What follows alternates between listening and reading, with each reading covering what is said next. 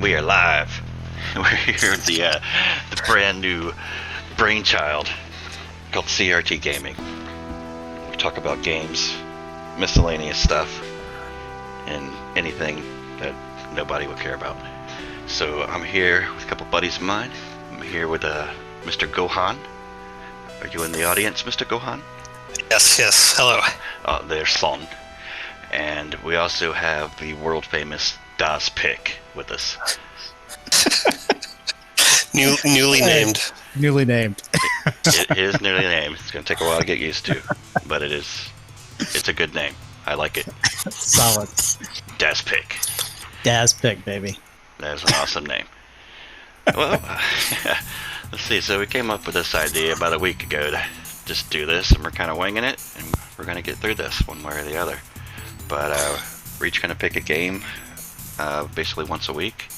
Everybody's going to play it, and we're going to get together here on the weekend and kind of give it a review and our thoughts of it. And this past week, it was my pleasure. I chose the game Ninja Spirits from the TurboGrafx-16. I subjected everybody to this. And Subjective's a strong word. There were sections. There were sections. Yeah, it was just something that I enjoyed. To give away my age when I was a younger man, not a child. But yeah, I liked it. I wasn't sure if these guys had ever played it, so that's what I went with. It was an interesting, first, pick for a game. It's really, not a common game that people know about. No, it's not common. I actually did a little research on this because my previous experience with this game is I played it back when the TurboGrafx came out. That's when I played it. I kind of grew fond of it, but I didn't really know anything more about it other than it was Ninja Spirits on the TurboGrafx. There wasn't really, at that moment in time, the wealth of information on the internet. I couldn't find anything I wanted to out about it, but it actually was an arcade game before that. So it's a port of an arcade game that was made in 1988 by the same name. So do you own a TurboGrafx? Is that how you kind of, obviously, ninjas were huge, like in the, the 80s. So did you have the system and you just saw Ninja Game and like, how did you find this game? Yeah, well, I had the game. Like, I had to go back. This is a long time ago. So I did some research and it might cast a little light onto this. In 1988 is when the Sega Genesis came out. Okay, 89, the TurboGrafx came out. Yeah, I was going to say, late. Then the Super Nintendo didn't come out till 1990. Okay, this game came out before the Super Nintendo. Mm-hmm. It came out in July of 1990. The TurboGrafx was I knew there was the PC Engine because I used to always read the gamer mags like Game Fan, Game Pro, stuff like that, and they would let you know of these, stuff like that, even though I could never play them or anything. But the PC Engine had a lot of games, which the TurboGrafx is the USA version of the PC Engine. But the games were weird. It was a weird system, and it was kind of like one of those things when something good came along, which was kind of rare. You kind of seemed to enjoy it more because there was like a bunch of crap. It's like, oh, I got a game, and this is. I can play this. Well, that's I had a friend growing up named Kenny, and he had a that's really mean. He had a TurboGrafx, and I had a Genesis, and I just always felt bad for him because to your point, for every 4 decent games I got, he got maybe one game, and but his one game was like the greatest game ever, Yeah, it had the same relationship that reminds me a lot of the original Nintendo and then the Master System.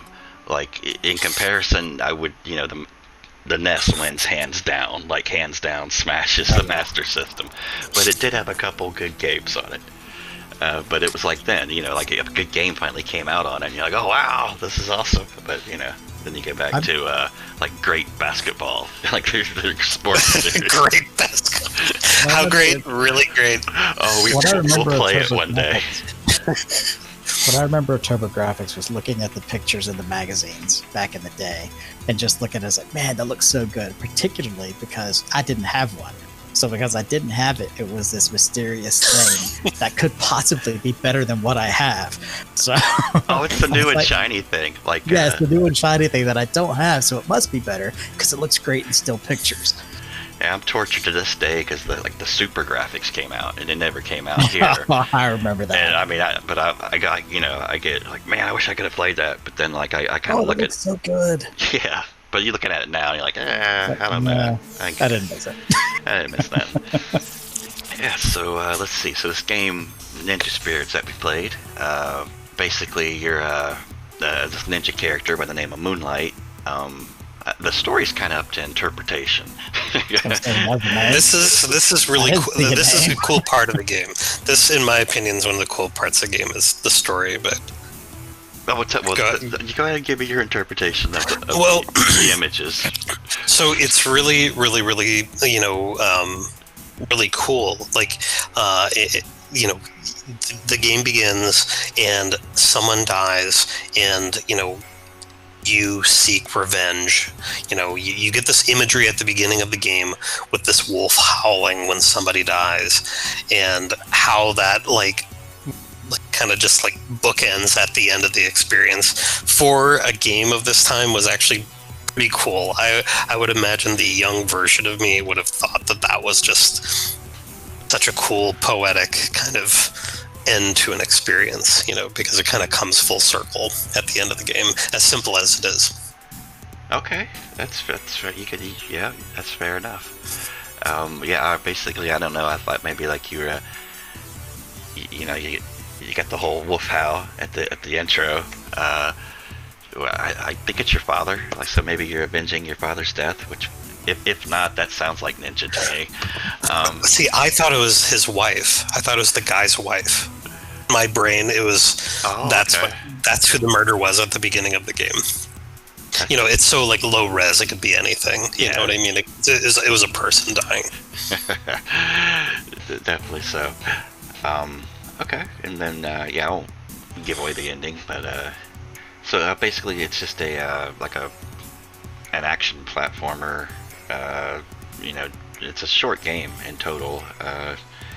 Took me about 2 hours to beat, dying, an untold amount of times in that 2 hours. So if you could just, plow through it, it's probably about a 15, maybe 20-minute game at the most. But I think there's 7 levels in it. Yeah, 7 sounds right. Yeah. And, it isn't like the longest game. It isn't like the longest game, like you said, but there is a class of games that I would own when I was a kid where it was something that I could play in an hour, and it was just something to blow through really quickly. Ninja Spirits definitely would have been one of those games in my collection, which was I need an hour to kill before I have to go to practice or something like that, and I would play this game. Yeah, definitely. So, let's see. So, getting to your character, you're like a ninja, and some of the things I liked about it was, you had a basic jump, and then you had if you held the jump button, you got this really floaty super jump you could do that you can kind of control and kind of not. It had a weird gravity to it. So you have that mechanic, and then you have all your weapons. You have the star, like a hook. Bombs, your sword, and then then you could power up each of those individually, or have all 4 of them powered up, into addition of having 2 to 3 shadow samurai ninjas. Yeah, there's an R-type quality to the game where it's you're getting the option. Yeah, it's totally a shooter, And what's kind of confusing, is there are vertical elements to the game which kind of throw the game on its side, you know what I mean? Because you're used to just going left to right, but there are these sequences where you're climbing through the trees and stuff like that. It was actually only at that point when I realized that I could shoot above and below me. Otherwise, I thought it was left and right. Oh, really? You didn't stab the guys under the floorboards? Hell no. Oh, you gotta stab them. I'll You jump gotta on stab that. those fools, man. Dude, Crawling up underneath you, they're trying to stab you up. I tippy-toe over those guys. It's pretty awesome.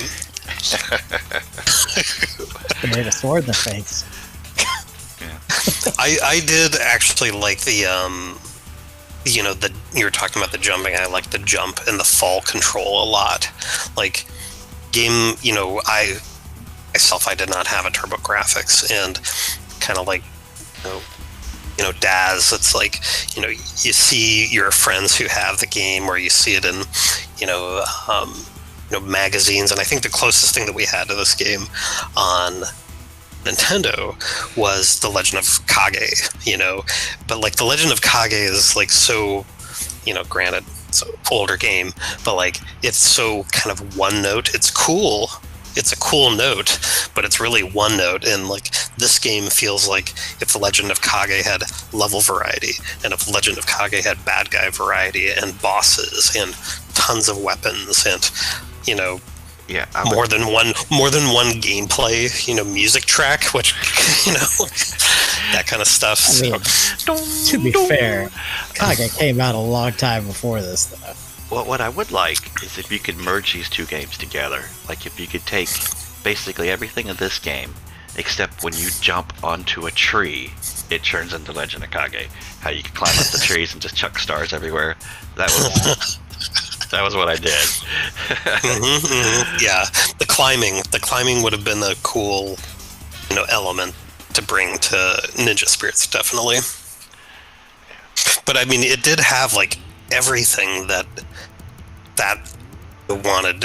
I really did actually like The Legend of Kage, and I always wanted there to be like a sequel, and like this game is exactly what you would want that to be. Like it has everything in spades, basically. So, but and it also has a few pretty brutally difficult sections as well. But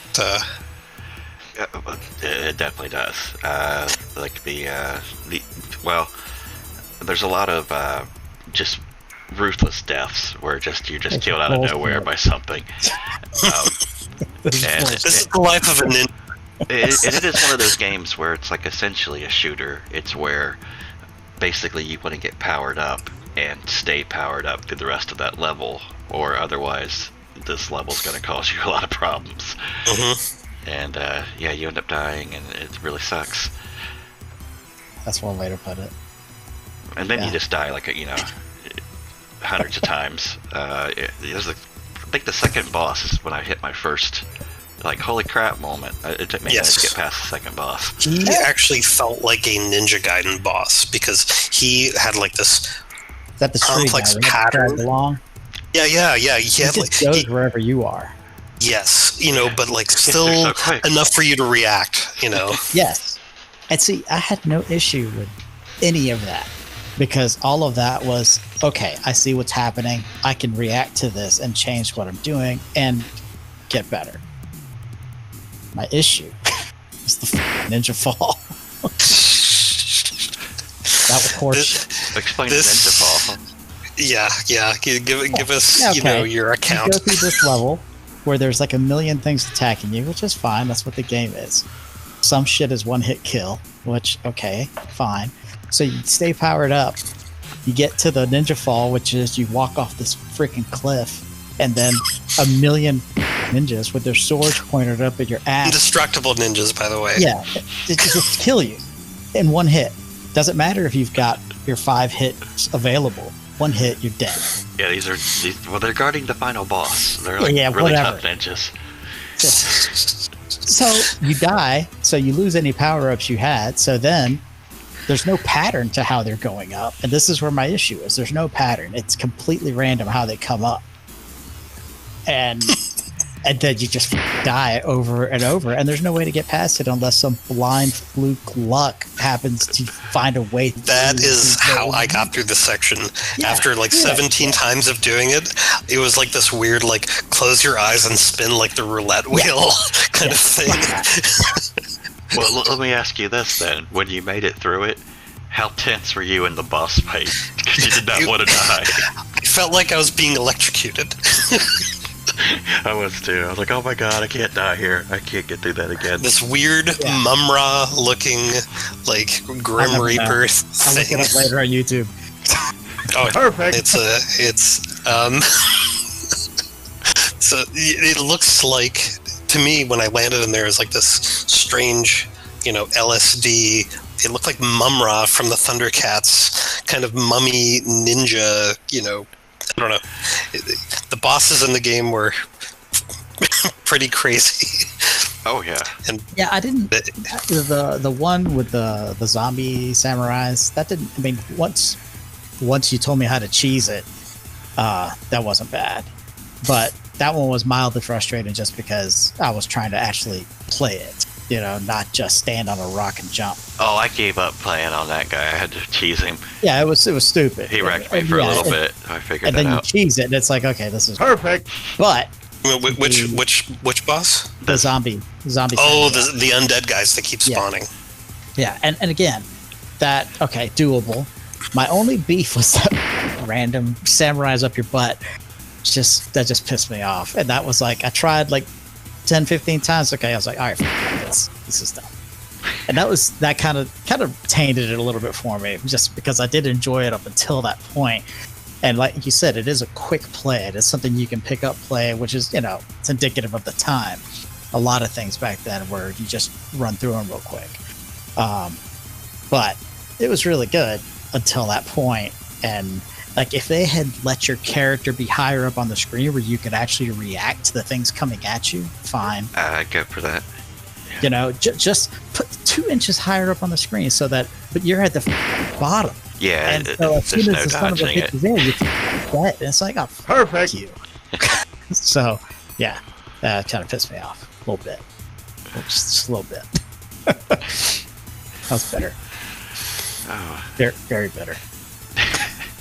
I think that it didn't have like amazing music, but I think the music fit the game for the time period it was in and everything. I didn't think it was. I'm listening to it now. It's pretty good.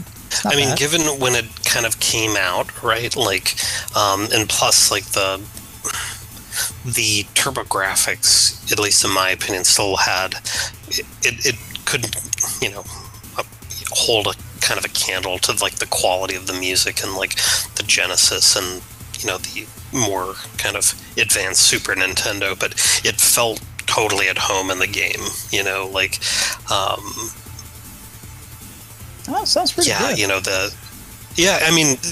And plus, like, for the amount of time that you're playing the game and all that kind of stuff, like, I thought the music was pretty excellent, from the moment that you boot the game up, you're being inundated with, and plus, like, based on, like the graphics and stuff, it's actually like a super authentic take on Ninja and Shinobi. It's not the, masked bad guy, kind of, he looks, at least the hero's more traditionally kind of dressed and stuff like that, so definitely had a cool kind of art direction to it.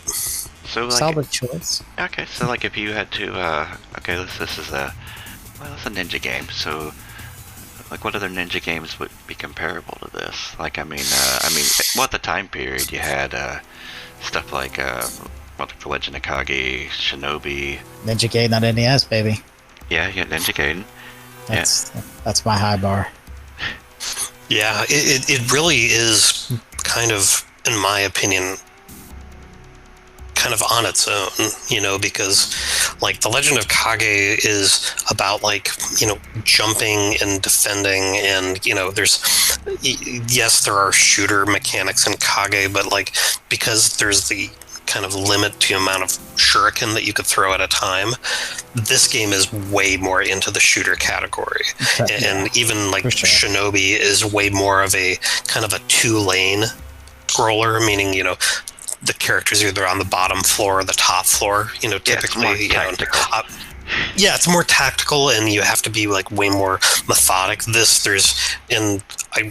kind of was thinking about the game after I beat it, but there is like this weird kind of like shooter zen quality to this game, where it's like once you kind of get into a rhythm of like, using your weapons to cover the screen, advance, you can kind of, there's that's kind of it's not like this high stress shooter. It's like this very low stress shooter, but you do have to pay attention. Absolutely. There's no going to sleep in the later sections of the game, especially when they start kind of mixing it up and giving guys who are like one-hit kills against you. Yeah. Like the evil purple bastards with the sticks. Yeah, those guys are bad news. Yeah. I actually had to play through that. I had to play through that section and just memorize where they were, and I would hop to the ceiling, hop to the floor, hop to the ceiling, hop to the floor. Oh, that part where actually the part where the purple ninjas that disappear. Is that which one you're talking about? The purple, yeah, and they have the hook as well. Yeah. Yeah, I didn't like them or the guys that looked like they came out of Big Trouble in Little China with the staff. Those guys are brutal. Those are brutal. But I learned to just run past them. You run past them, but if you don't have a powered up weapon, they can be kind of unpredictable. I used the hook for the majority of the game just because you can swing. I used the bomb and take out. Powered up bombs are nasty. They were very effective, but I use the stars. Like one thing that kind of sticks out to me is when you have like your ninja powered up. So you have like 3 ninjas, and then you have like your weapon powered up, like the stars. Like each one of them, there's like a cluster of stars.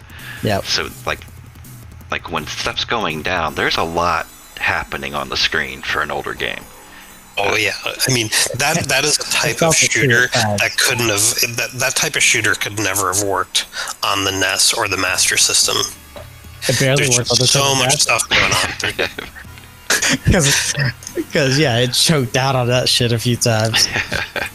It did.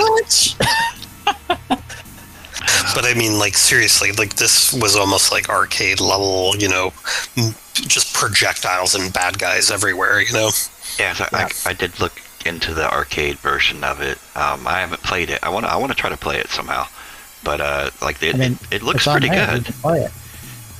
No, I mean like there's like the actual, like the whatever, like the arcade cabinet version of it. No. Yeah, I mean like there's a graphical difference. Like the arcade actually looks different than this. It looks a little better. Oh, okay. Yeah, I had no idea it was a port. I always thought it was its own game. Yeah, I don't think I ever saw this game in the arcade. No, I've never heard of it in the arcade. And I like took note of every single Ninja game that came out. So, like the fact that this one made it by me, was I would have caught my eye. It was cool. It was definitely cool to play it, Jones, because Daz was saying, it's like, there's certain games that you only got to play afterwards because, aftermarket or, retro game, sales and stuff like that. And to play this game when it came out, it's like context is everything, right? It's like this would have been a completely, this game wouldn't have gone in the no-sell pile just because of the subject matter and how cool it was, and the fact that it was like created a pretty cool little challenge for an hour of gameplay, and just having all the features that Kage didn't, Yeah, like if you had the system and kept the system, there wasn't a whole lot of reasons to have the system, so it'd been one of the things you kept for it. That's for sure. Let's see. So. Well, let's go down. Let's give it like a rating scale. Like let's say you're gonna give a game a 1 through a 10. Like now I don't know. You could base this on, how you currently feel about the game, or maybe how you would have felt about it, 30 some years ago. Sure. I don't know about a numerical value, but it definitely like a keep or not. Especially back then, because there wasn't that many games, and I mean nowadays there's just too much. But I would have kept it. One, because of the if I had it or access to it, the FOMO factor of I've never had this thing, and then I suddenly had it and I got to play it. I would have kept it because it was good up until that one point. Yeah, maybe soured things a little bit.